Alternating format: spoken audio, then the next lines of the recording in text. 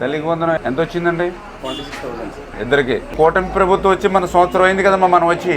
Gas cylinder కానీ పెన్షన్లు కానీ ఇంట్లో ఎవరికైనా పెన్షన్ అని ఉందమ్మా? మీకుందా? గుంతలు లేని రోడ్లు వేస్తాం, రాజధాని కడతా ఉన్నాం, పోలవరం కడతా ఉన్నాం. ఇదిలే పార్టీలో ఉందిలే, వైసీపీ అని ఏదైనా అందరం ఒకటే, మన మన మన మన అందరం ఒకటే. అంజిబాబుని అని మా ఊరిని అడగండి. చాలా ఇంట్లో ఎన్ని మీకు పడ్డాయో ఎన్ని పడ్డాయి మీరందరూ ఏలు కదా వీరాభిమాని మా మిస్సెస్ ని తీసుకొస్తారు.